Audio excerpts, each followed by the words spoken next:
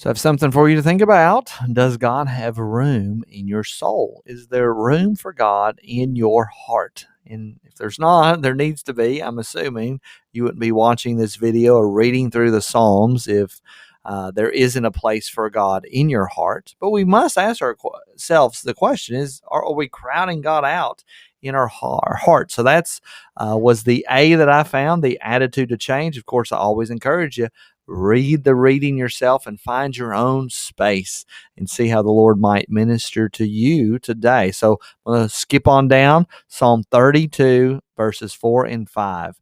The psalmist is saying that he will not give sleep to his eyes. I will not give sleep to my eyes or slumber to my eyelids until I find a place for the Lord, a dwelling place for the mighty one of Jacob. And see verse 3, I will not enter my house or get into my bed until there's a dwelling place for the mighty one of Egypt. And of course, this is referring to the temple contextually when it actually would have been written, would have been a dwelling place for God in the temple.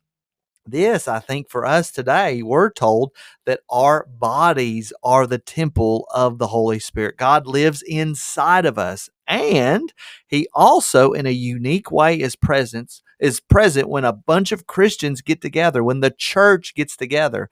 The Scriptures compare us to individual stones in which God inhabits and lives. So, two places, two temples, if you will, that we have today, our own bodies in which God lives, and when we gather together as a Christian community. So I wonder, do you have this attitude that you're not going to go to sleep? You're not going to relax in your house. You're not going to get into your bed until God has found a dwelling place in your body, in your heart? Is that your attitude when it comes to church and people getting together to worship the Lord, that I'm not going to let anything get in front of God's dwelling place in my own body and God dwelling the church? Because if you think about this, if you are a Christian, every time you miss church, when the saints get together to worship the Lord, that means we're missing a brick. We're missing a stone. And I tell you,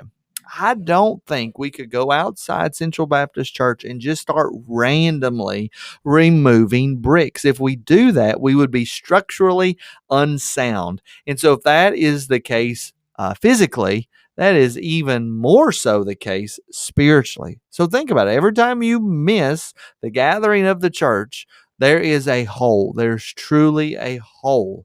And every time that you do not spend time with the Lord in your own personal worship time, that means you are pushing God out of your heart. You're pushing Him out of your body. Your body is a dwelling place for the Lord. So may that be your attitude. Let's scroll down. There's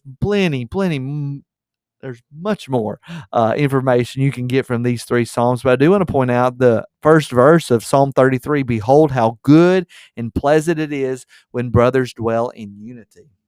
And I'm thinking about, as we're thinking through that attitude to change, is that true unity happens when we gather together as a church, when we worship the Lord. When you are giving God a place in your heart, then that is when unity can happen between you and the people that you live with. Going further on down to Psalm 134, come, bless the Lord, all you servants of the Lord who stand by night where?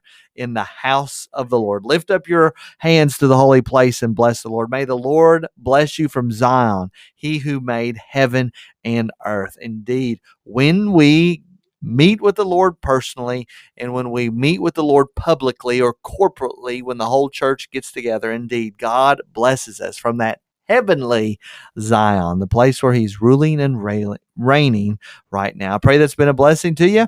I'll see you in the next video.